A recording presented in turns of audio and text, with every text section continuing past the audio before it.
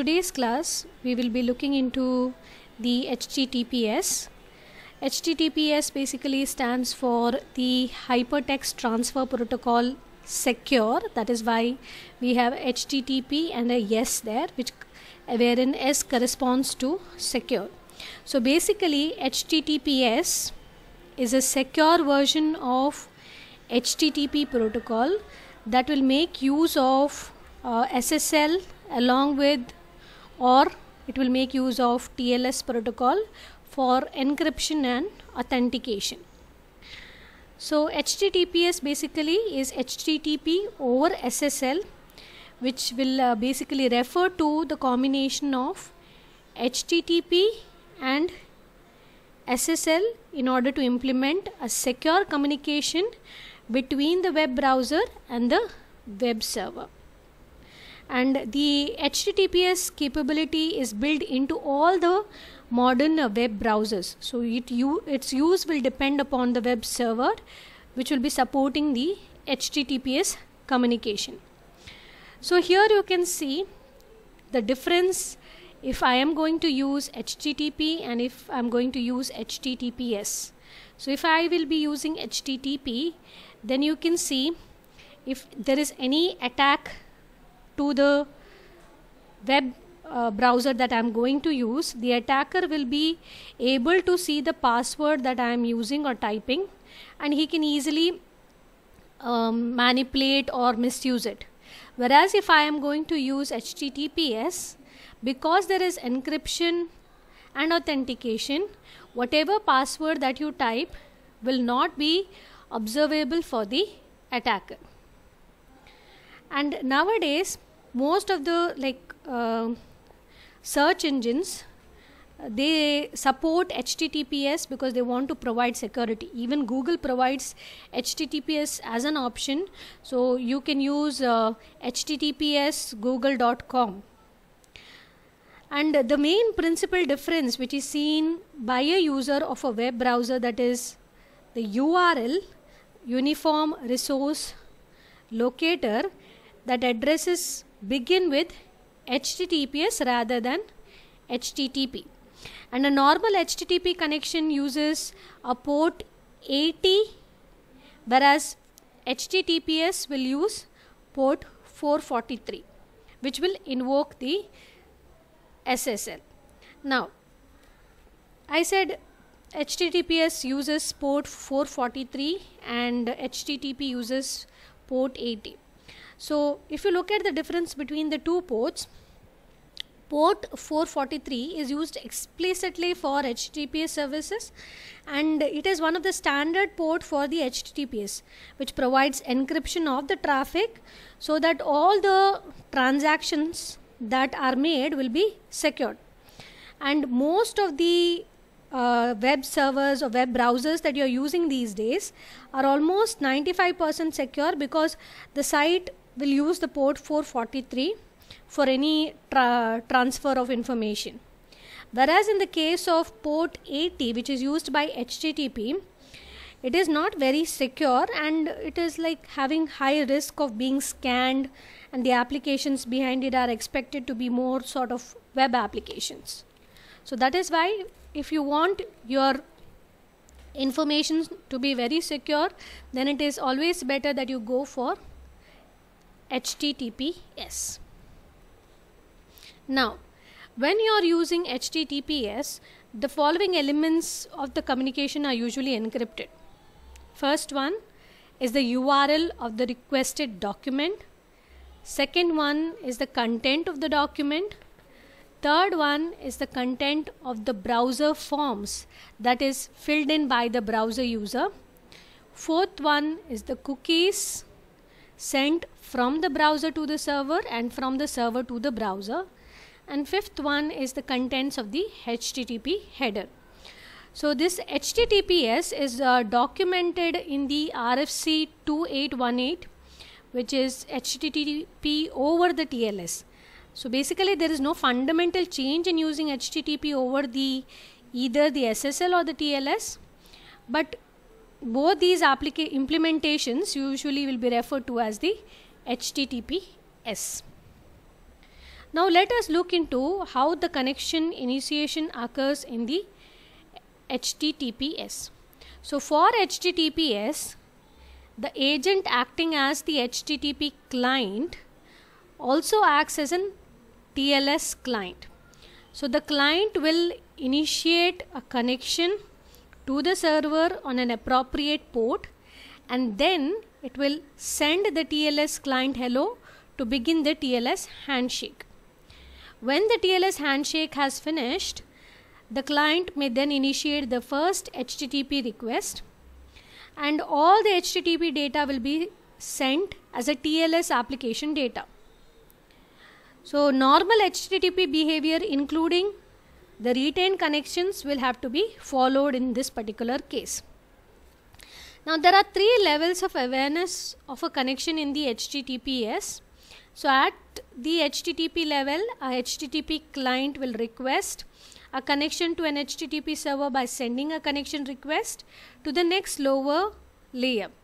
So typically this next lower layer is a TCP, the transmission control protocol, but it also may be TLS or the SSL.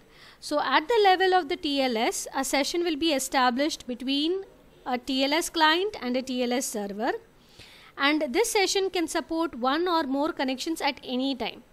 So for a TLS request to establish, a connection begins with the establishment of a TCP connection between the TCP entity on the client side and the TCP entity on the server side. Once the connection initiation is done, the next thing would be the connection closure. So an HTTP client or a server can indicate the closing of a connection by including a following line in an HTTP record, which is called as the connection close. Now this indicates that the connection will be closed after this record is delivered. The closure of the HTTPS connection will require that TLS close the connection with the peer TLS entity on the remote side, which will also involve closing the underlying TCP connection.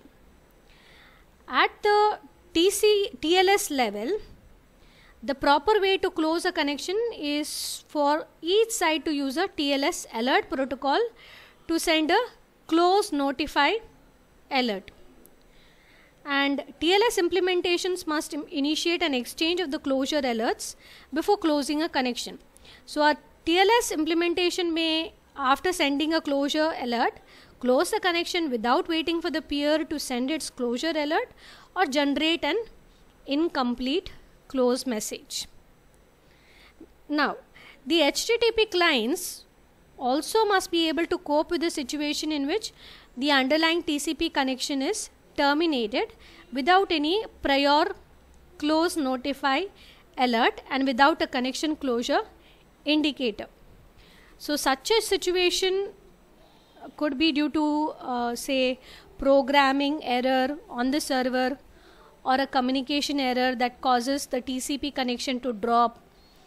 Sometimes unannounced TCP closure could be an evidence of some sort of an attack.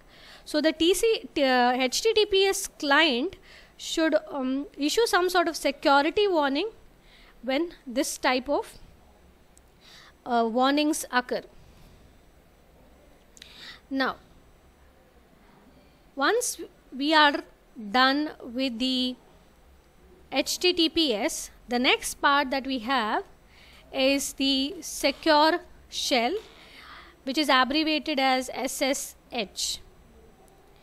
So secure shell is a protocol for secure network communications, which is designed to be relatively simple and inexpensive to implement.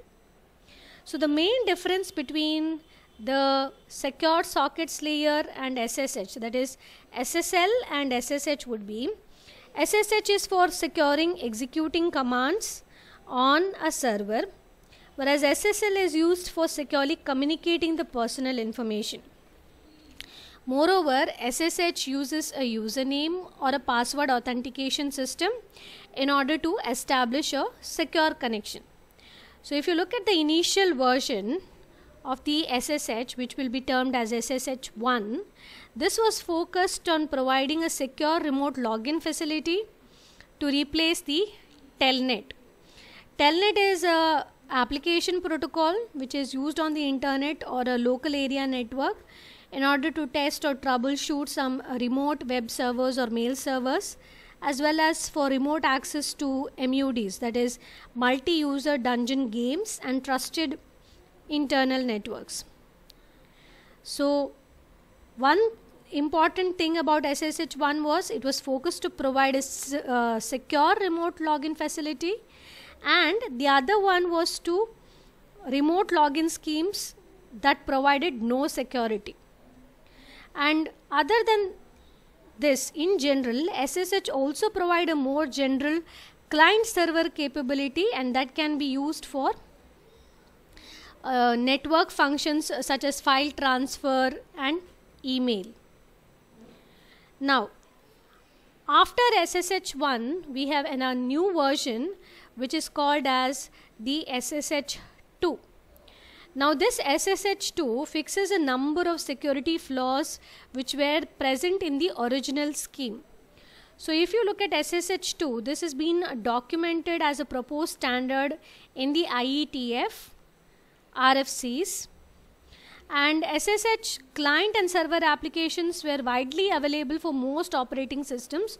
So it has become one of the methods of choice for remote login and extunneling, and is rapidly becoming one of the most used applications for encryption technology outside the embedded system. So this was regarding the SSH. Now let us look into the SSH, which is organized as 3 protocols that typically run over the TCP. So here is a diagram of the SSH protocol stack. So in this you can see we have the transport layer protocol, we have the user authentication protocol, and we have the SSH connection protocol. So we need to look into all of this in much detail. So before that, let me just briefly tell you what is present in each of them. So first we have is the transport layer protocol, which is just above the TCP, and this transport layer protocol provides server authentication, data confidentiality, and data integrity with forward secrecy. That is, if a key is compromised during one session, the knowledge does not affect the security of the earlier session. So the transport layer may optionally even provide compression. The next one we have is the user authentication protocol. So this is mainly used to authenticate the user to the server. And third one is the connection protocol, which multiplexes multiple logic communications channels over a single underlying SSH connection. So now we will look into the first one, that is the transport layer protocol. In the SSH transport layer protocol, we have something called as host keys, and here the server authentication occurs and based on the server possessing a public or the private key pair. Now a server may have multiple host keys using multiple different asymmetric encryption algorithms. So these multiple hosts may share the same host key, or in any case the server host key is used during the key exchange to authenticate the identity of the host. Then for this, what we need to do is the client must have some prior knowledge of the server's public host key. Now there are 2 alternative trust models that can be used under this, and the first one is the client having a local database that will associate each host name with a corresponding public host key. So in this method will require no central administrative infrastructure, and no third party coordination. But there is one downside to this, that is the database of the name to key associations may become burdensome if we are to maintain them. The second alternative is the host name to key association, which is certified by a trusted certification authority, and the client only knows the certification authority root key and can verify the validity of all the host keys which are certified by the accepted certification authority. Now this alternative usually solves the maintenance problem which was present earlier, but only a single certification authority key needs to be securely stored on the client. Moreover, each host key must be appropriately certified by a central authority before any authentication is possible. Next factor that comes under the transport layer protocol is the packet exchange. That is, let me show you with the diagram so that I'll be able to explain you in a much better way. So this is the diagram which shows the SSH packet exchange. So this illustrates the sequence of events in the SSH transport layer protocol. So first, the client will establish a TCP connection to the server, and this is done via the TCP protocol and is not a part of the transport layer protocol. Once the connection is established, the client and the server will exchange the data, which will be referred to as the packets in the data field of a TCP segment. So each packet will have a format which is shown in the next figure, that is this. So here we have the first item in the packet, which is called as the packet length, which is represented as PKTL. So this packet length basically is the length of the packets in bytes, but it does not include the packet length and the MAC fields.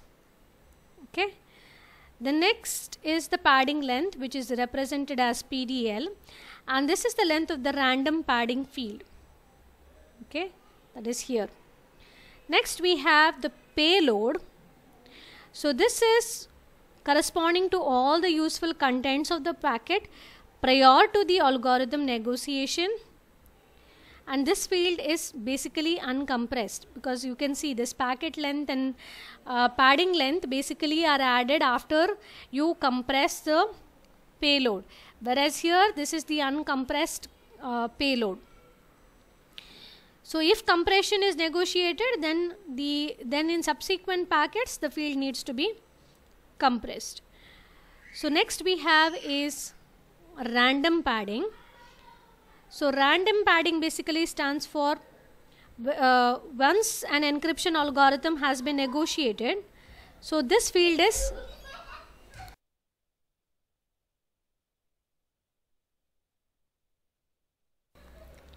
once an encryption algorithm has been negotiated, this field is added. So it contains random bytes of a padding, so that the total length of the packet is a multiple of the cipher block size, or 8 bytes for a stream cipher. So next we have is the MAC, that is the message authentication code. Now if the message authentication has been negotiated, this field contains a MAC value, and this MAC value is computed over the entire packet. Okay, this entire packet plus a sequence number. You can see here a sequence number excluding the MAC. The sequence number basically is an 32-bit packet sequence that is initiated to 0 for the first packet and incremented for every subsequent packets. So the sequence number is not included in the packet sent over the TCP connection. Now Once the encryption algorithm has been negotiated, the entire packet excluding the MAC, okay, the entire packet excluding the MAC is encrypted after the MAC value is calculated. The SSH transport layer packet exchange will consist of many steps. Okay, so let us look into each of them.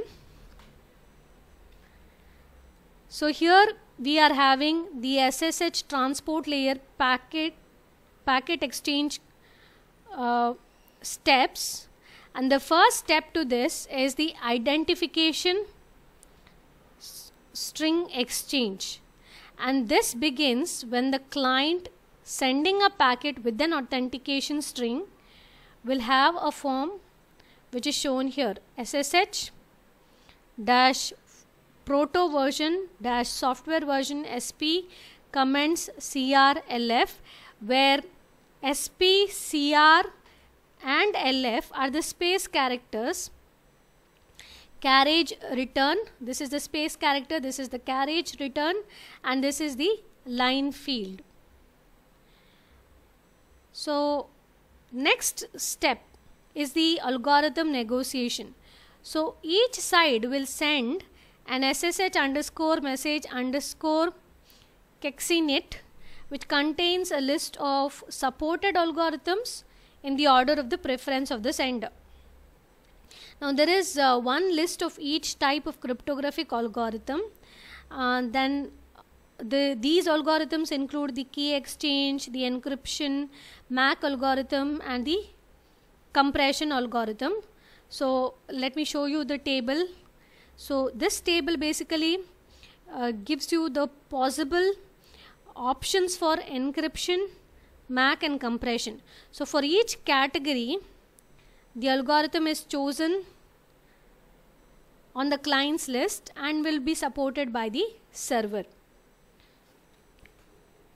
So the next step that we have after the algorithm negotiation is the key exchange. So the specification will allow for alternative methods for key exchange, but at present only 2 versions of Diffie-Hellman key exchanges are specified.